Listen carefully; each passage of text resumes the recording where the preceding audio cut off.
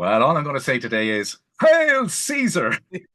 Ocean Drives films with Eclipse Dine-In Cinemas Bundoran. Now serving pizza, hot dogs, ice cream, and more. To your seat. Find out more at Eclipse. Well, all I'm going to say today is, Hail Caesar! Stay to you.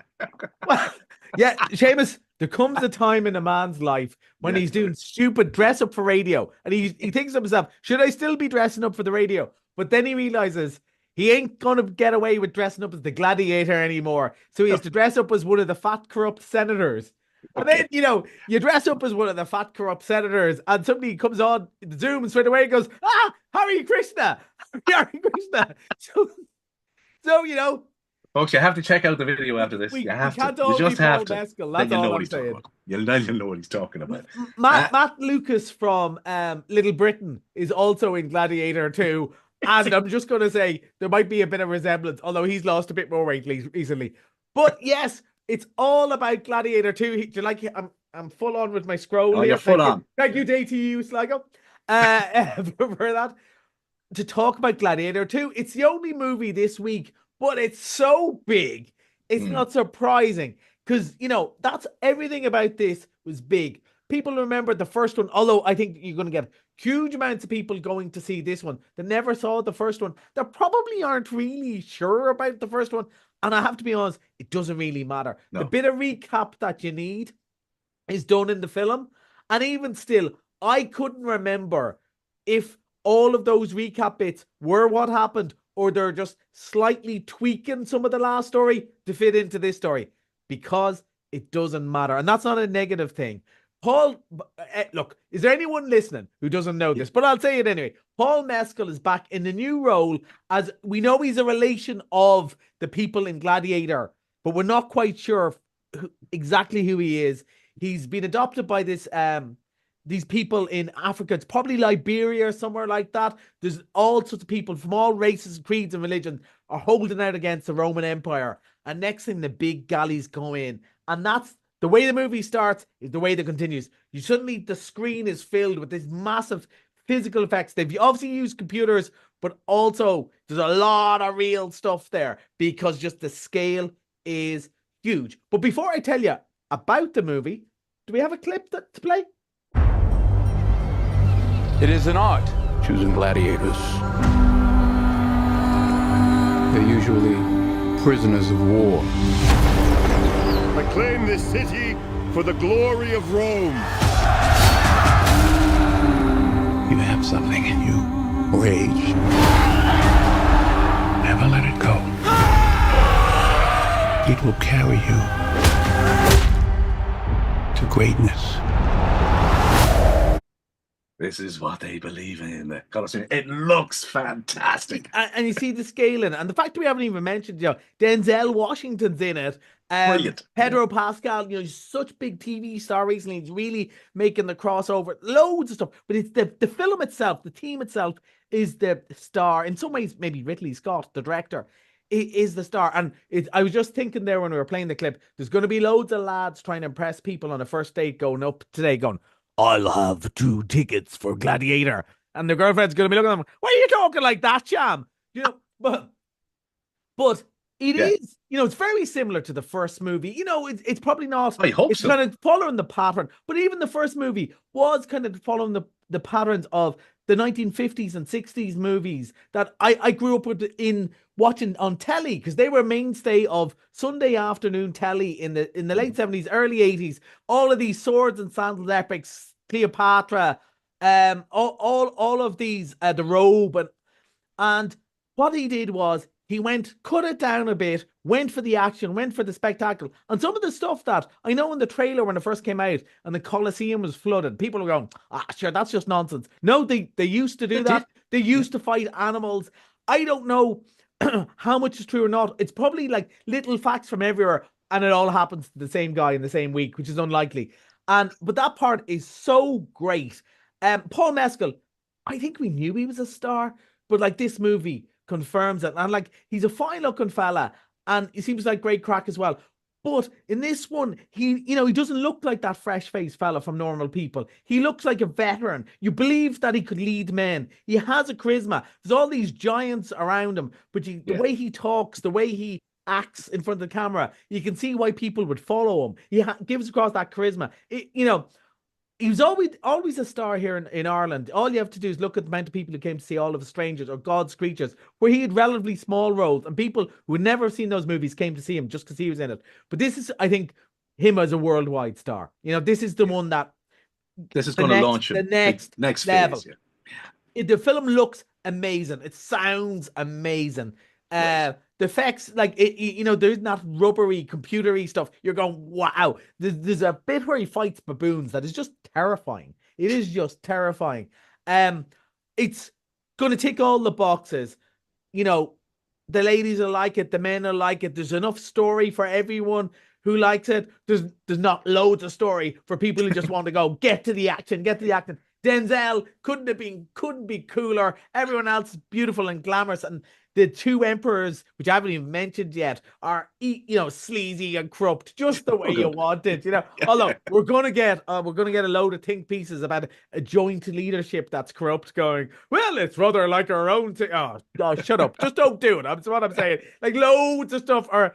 It's all going to come out. All the political parties are going, well, just like Gladiator. Yeah, never mind that. Wait for Wicked next week with the Wizard of Oz. We'll be able to do that again. But it is, look, tremendous fun. Now, there's a version out today. I watched the caption version. So it has the subtitles where Paul is speaking in his deep voice. Oh, yeah. And it says things like, animal noises and stuff like that in it. I have no problem with that. But that version actually is out tonight. It's showing at 8:15 tonight. And then the film, all versions of the film, open tomorrow. It's going to be a massive hit. I really don't think people will be disappointed in it at all. I think if you liked Gladiator, you'll love it. If you just like action movies, you'll love it. And if you just love Paul Mescal, and who doesn't?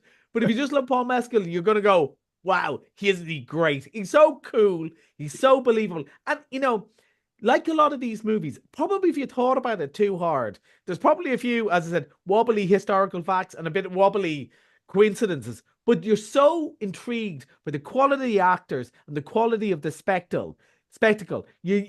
Any plot points that I'm sure later on tonight I'm going to go, how did they get from there to there in 5 minutes? That probably doesn't matter because you're just blown away from it. Okay. It is storytelling at its finest. Jamie, you're going to love it. I just wanted to hear that. That's all I wanted to hear. So I tell you, and I presume the bookings for this are going out the door, are they? Oh, absolutely. It won't surprise you. No, everyone wants to be in the director's lounge for it because you want to kick back, live like an emperor. Although I have to say, it's longish, but it's not too long. It's just over 2 hours, but you don't feel it because there's a lot in it, and there's a lot of big spectacular pieces that you don't want to end. But it's not one of these that drags and drags. Sometimes the bigger the movie, the less, the director just gets a bit indulgent. No, it's going to be huge. It's going to be around for weeks and weeks and weeks. But we're on top of Paddington's already packed.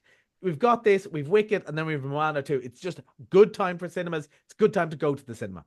Yeah, but I've been hearing absolutely fantastic, and he's been doing the rounds. I know he's on the Late Late Show tomorrow night. Yeah. He's on, and the interviews are just absolutely fantastic. And isn't he? Not only is he a charming fella, and it's great to see. It's definitely not a Kildare accent he's doing in Gladiator, but isn't it great to see somebody when they're going, it must have been awful hard work and stuff, and I'm going, no, it was great. It was great. I was having a great time. I walked in, looked at this massive set, all these people saying hi to me, and then Denzel Washington comes in, and I love the fact they said, well, the training must have been very hard. And he goes, well, I played in Kildare, So a load of lads shouting at me and telling me to, run faster, you lazy bugger. He's going, I was kind of used to that. So that's pretty much just training for a big movie. So, it's just great. It's great to see. And just a great ambassador for Irish cinema and all that. And like you say, you have 3 big Irish movies. 3 big movies at the moment. The other big thing is, we talked about it a couple of weeks ago, small things like these hasn't abated. There's still 70 people going on a Wednesday night, which is just this time of year is not the common thing. And it is stunning. Couldn't be more different with the exception of there's a story about morals and a story, that is held together by a good actor, that you don't question anything because the acting is so good. And, in the character, not unlike Russell Crowe's character, Paul Mescal, there's a lot of staring and silence, but you can watch him all day because he can act like that, just like Cillian Murphy can. And I suppose I should mention as well, you know, along the lines of the Irish movies, our Mr. Monday this week is the Outrun. Now, I was off when the Outrun came out. We did a Zoom on it, but I was still on the crutches, so I didn't actually see it at the time we talked about it. But I've seen it since, and like, here's a surprise to no one. No headlines written here. Saoirse Ronan, bloody amazing in this, right? She's so good in it. The sooner they make a movie with all of these people in it together, throw Andrew Scott in, all of them, Jessie Buckley, but she's so good. She plays this young Scottish woman who goes to London. Life gets on top of her, addiction or problems. And she goes home to the Orkney Islands to meet her family again, who have their own share of problems, and to kind of change her life. And it's the struggle, and everyone who knows anything about addiction, there's ups and downs. But like small things like these, there are tough moments in it, but mostly it's an uplifting story about the power of life and survival and family and what you can do. And it's never easy. And there's many, traps along the way. But like Saoirse Ronan, again, the accent, need to say, is perfect. Plus, you know, I am biased as somebody who is from Dublin but loves Donegal, and particularly the northwest of Donegal, up around the Rosses. The Orkney Islands I found quite similar to watching the wild ocean, you know, living on the wild Atlantic way. Here in the northwest, you go, my people, my landscape. And it's a great movie, and it's on Monday for only a $5. And a lot of people went to see it, but I'd say an awful lot of people missed it because it had a limited run. And it's well worth seeing again. Just as good a performance. Much low-key, I'd say the catering budget on Gladiator would have paid for the Outrun 7 times over. But for star quality, they're the same. So the three movies on Monday night, we're going to have the 3 busiest movies are going to be 3 Irish actors. And I think that's brilliant. It's amazing. It's a great time for Irish actors, isn't it? Yeah. Absolutely brilliant.